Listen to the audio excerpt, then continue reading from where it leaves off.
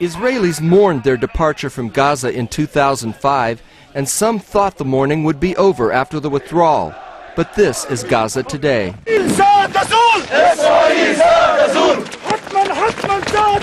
Rather than bringing renewed security to Israel, today Gaza is a boiling pot of Islamic terror focused on Israel.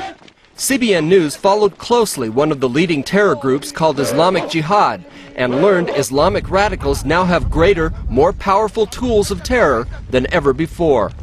These Gaza-made rockets are being fired at Israeli targets just over the border.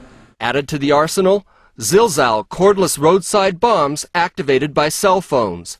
And now, since the Israelis are gone, terrorists fearlessly train in the open.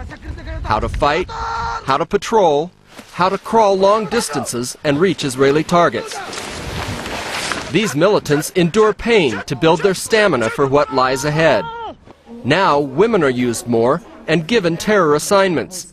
This woman demonstrates how to carry the explosive suicide belt around her waist.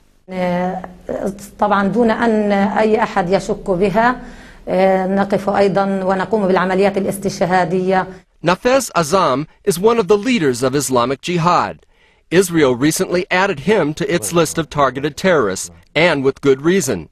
Azam says his total focus is not politics, but Israel's destruction, and he says he will never disarm. هذا أمر مستحيل. حركة الجهاد الإسلامي بأي شكل من الأشكال لن تتخلى عن سلاحها.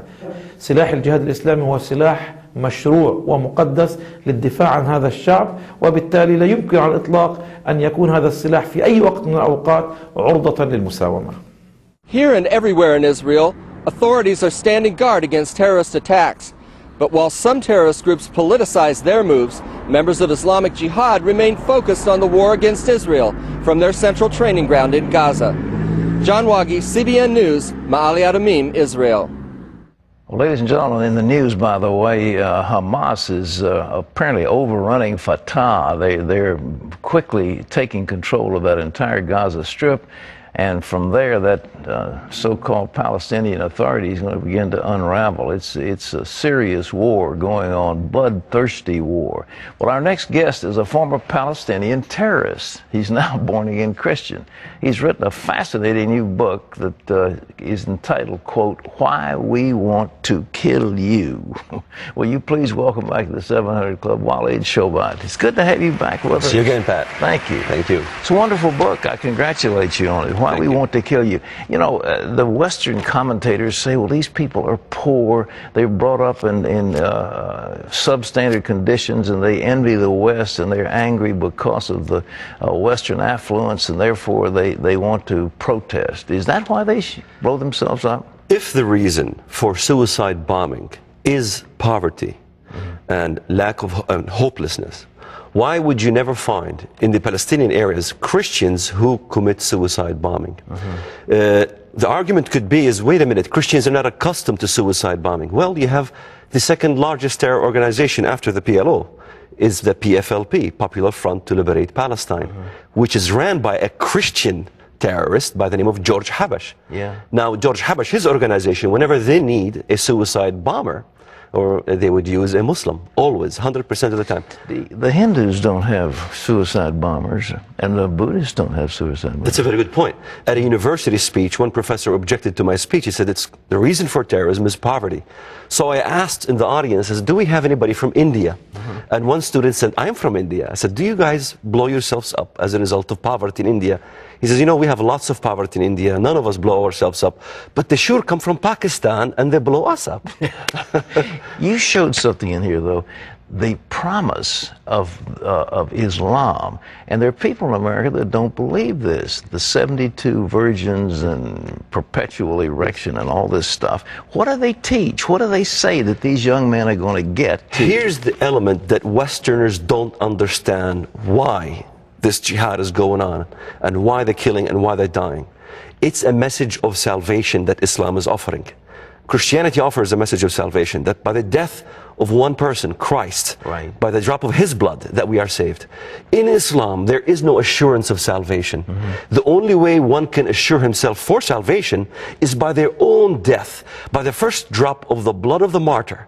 He now can enter into heaven and intercede for 70 members of his family or her family. So when my cousin Ra'id got killed, my Aunt Fatima had a wedding celebration.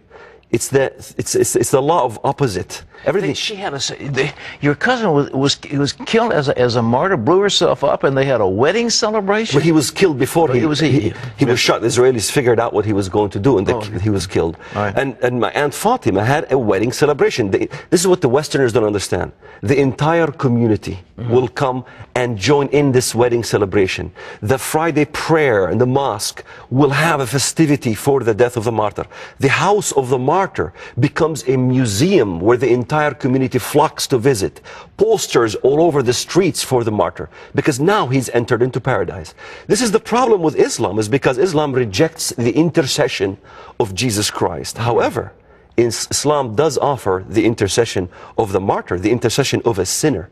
Well, now, he gets 72 virgins, pure black-eyed virgins who've never been touched by jinn or man. It's not just 72 virgins, Pat. Oh, it's not 72? It's 72 mansions. Oh, 72 mansions. In each mansion, 72 beds, and in each bed, 72 virgins. That math staggers me. 72 times 72 times 72. That guy's going to wear himself out for his... It really doesn't make any sense.